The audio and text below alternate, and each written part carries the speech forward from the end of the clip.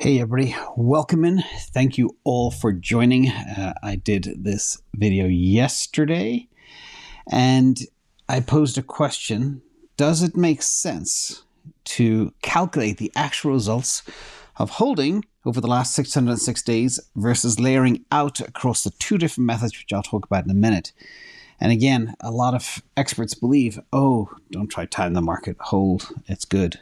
But let's see exactly what happened. Not financial advice. And there is a ton of math behind this. I'm crunching numbers all day and last night to come up with the results of this. And they were fascinating, but I wanted to find them for myself as well and share them all with you.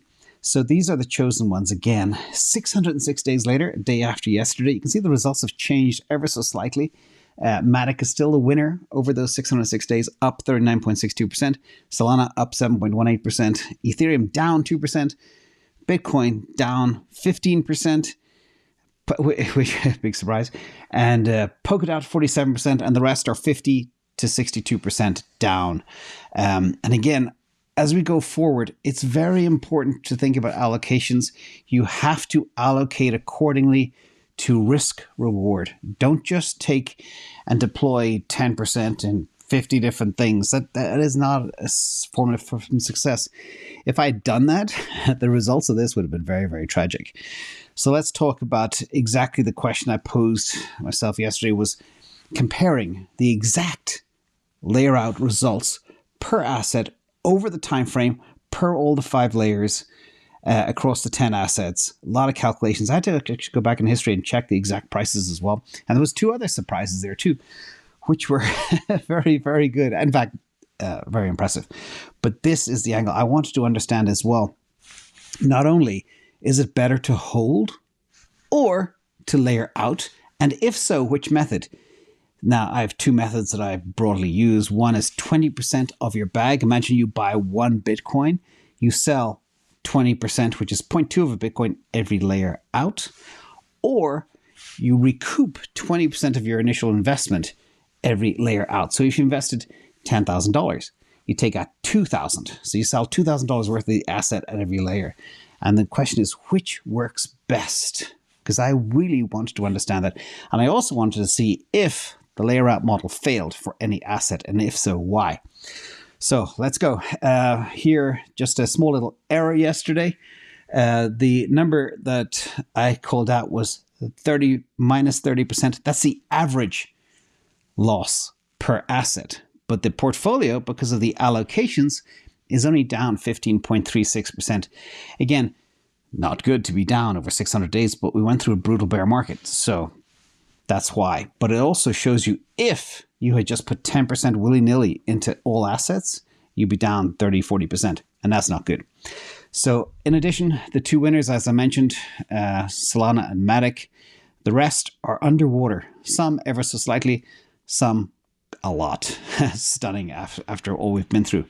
So again, the most important thing is, are we leaving money on the table by holding? That's the $1 million question. And you know, a lot of people say, don't try time the market. It's impossible to do. But let's see if we can build a system where we can make sure we maximize how much profit we take out, so we don't leave money on the table again. We don't go through another bear market experience like we had done before, and how we can get out. So, okay, quick reminder. If you didn't see yesterday's video, I'll add a link to it here after this video. But we analyzed all of the different layers for all of the different assets, starting with Bitcoin, setting the anchor point of the model to June 22, 2021. And Bitcoin hit 4 layers. Now, what does that mean, 4 layers? Well, it determines the prices based on a whole bunch of different factors. And then the idea is based on the metrics, based on the Sharpe ratio, based on the volatility, based on trends, all that type of stuff. Does a calculation and comes up with layers. And this is the result from layering out versus HODLing. So you're going to see this 10 times. I'm going to go through it real fast, but it'll show you the original investment we made. Also the layers. And now I only do the last 5 layers, which is layer 6 through layer 10, but you can put in more layers if you want to take profit earlier, if you're more conservative. I prefer letting it ride a little bit and going to my price expectations, etc. But you can see here, the first block on the left is taking 20% of the bag, i.e. selling 0.2 Bitcoin every layer. I'll spend a little time explaining this one. So we started with 0.95 Bitcoin. We sell 0.2 Bitcoin. We're left with 0.76 Bitcoin. We sell another 0.2 at $47,592. And the balance left is 0.57. We didn't get to the fifth layer, which is layer 10 of 72,000. But we got, the 66,191 was super, super close. The all-time high, by the way, for Bitcoin was 69K. So we missed it by 3,000, hitting that fifth layer. So this model is extremely accurate. Now, the one on the right-hand side is where you take out 20% of your initial investment, which is $5,804 per layer. We only hit 4 layers. Therefore, we only took out 23,216 profit. And the balance left is the remaining amount of Bitcoin, which is 0.4996 Bitcoin multiplied by the price today, which is 24,653. And then you get the balance left of 12,317. You add the two together, and that means your total value is 35,534 under the 20% initial investment taken out. And the profit taken under the 20% of the bag is 40,378 compared to the initial investment of 27,500. It is not bad at all. Plus, we have 0.2 of a Bitcoin left, which is worth 4,684. Now, if we had held, you can see the difference. That's the Bitcoin price today, 24,653, less the profit taken plus balance, 45,062, means the gain over holding is 21,614. And under the other version, it's 12,113. So that's it. We did this for 10 assets, plugging in all the different layers based on the model. No ifs, ands, or buts. And it also assumes every time we sell, the money goes to cash. Of course, we're going to reinvest it in something else, but we're just very conservative, just assuming we went to cash. So that is Bitcoin. Now, I'm going to go through all the 10 models. And because this model is working on the daily, and I looked at the layers based on the daily chart, last night I realized the all-time high was actually higher. So I said yesterday 3 layers hit for Ethereum. Actually 4 hit because the all-time high is 4,891. So we made it in by like $112. So like Bitcoin, we hit the 4 layers on Ethereum. And that was pretty impressive. And that has a big impact on the numbers. Here you see the initial 7.8 ETH we bought. The value was 13,500. And the price at the time when we layered in was 1,730.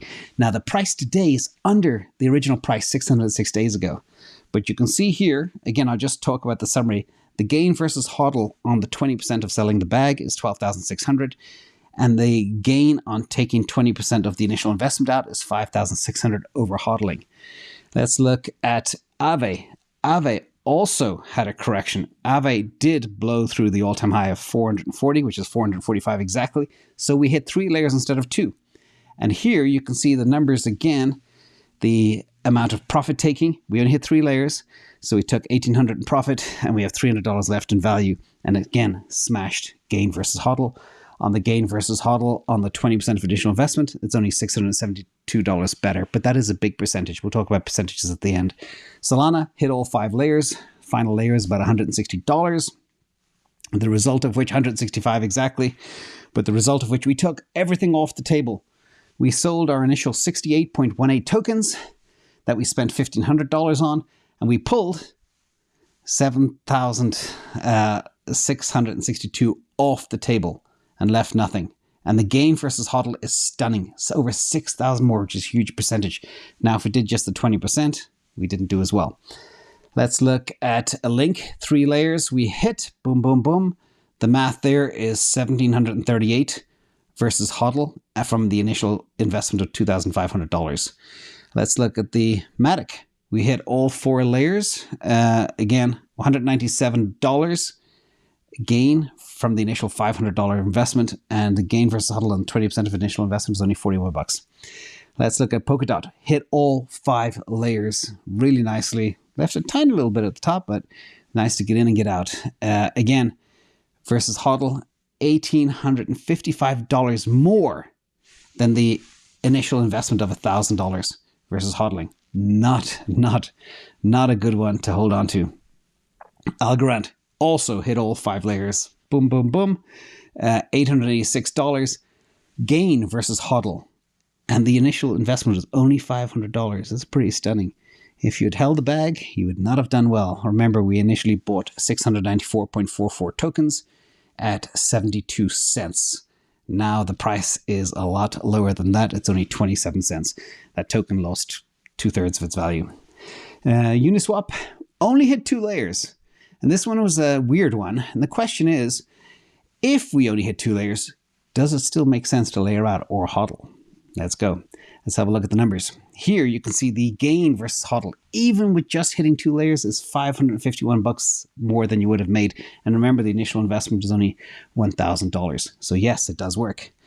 Let's look at Cardano. Only hit 3 layers there. Boom, boom, boom. And here you can see the gain versus HODL is 568, but the initial investment was only $500. And if you're holding the initial amount of tokens, which was 500 of them, they were $1 each at the time. Now you'd only have 500 times 40 cents, which is not a lot left. Let's look at the total results. And this is really the most important part. This is the layer out results across the 2 methods, the 20% of the bag method, as I explained at the beginning, and the 20% of the initial investment method, and the ROI if you had held the tokens.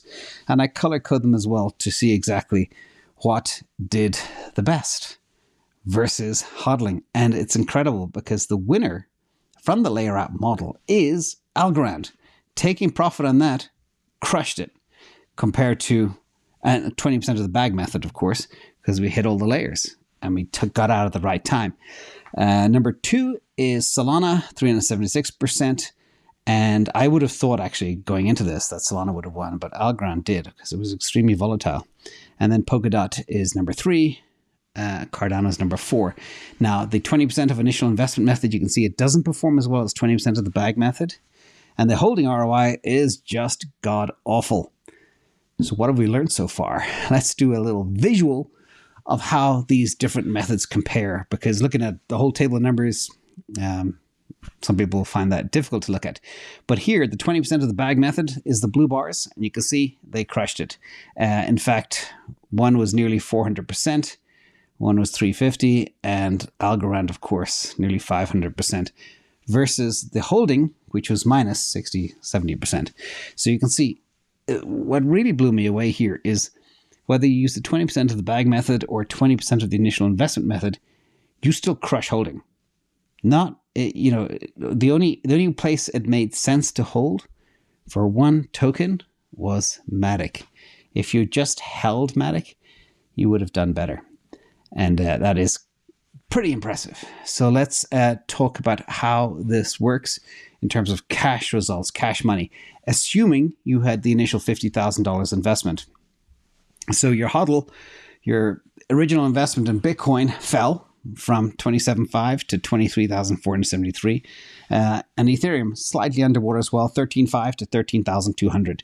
And the rest you can see, as you know, I put in easy amounts to remember. AAVE was a big position, and some were not. But the 20% bag method, you can see, made a lot more money. So if you imagine you total all these up on the HODL side, of your $50,000, you lost 15.36%, or just under $8,000 gone. 7,600, I think. The 20% bag method, you can see here, you made 79.42% on the 50,000. So that 50,000 has grown to $89,708 by layering out 1/5 of your position at every layer. And the 20% of initial investment method, you can see here, thank you, Silicon Valley Stoic, appreciate you. The 20% of initial investment method, you can see here, only made 29.42% over the 50K. So it's not as super dramatic, but it's still a hell of a lot better. Now, there's another way to look at these numbers too. Let's look at the layer out cash results versus HODL visual. You can see here, clearly HODL is the blue, and it's beaten in all cases, with the exception of, actually, it's beaten in all cases.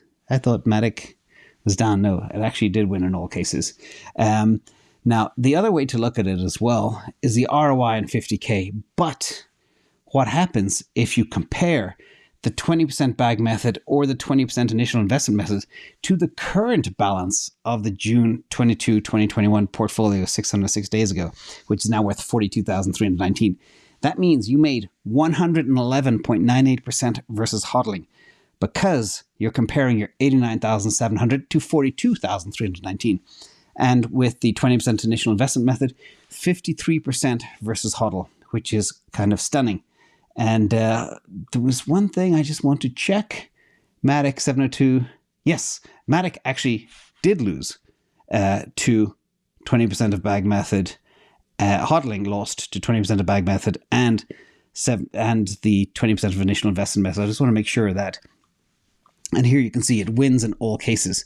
So yes, it is a 100% win rate, whether you do the 20% of initial or otherwise. But the other thing that was really interesting by this study, and thank you for all of you who are so interested in these numbers, guess what's special? I found a better way to layer out, a better method. I haven't fully tested it yet across all assets, but there is a cooler way of how you can allocate and what percentage to take off the table based on layers and loads. So that once I refine it and we get the team to test it, make sure it really works, we will share it with you. So make sure you like and subscribe. There's no material like this anywhere on the internet, in crypto or in finance. So a lot of work goes on behind the scenes. I hope you guys appreciate it. Smash the like, get rid of that shadow ban, and subscribe if you haven't. And if you haven't seen yesterday's video, you got to watch it, because then you'll understand this one much better. So thank you everybody for all your time and attention. Wish you all a happy Saturday, and I'll see you all tomorrow.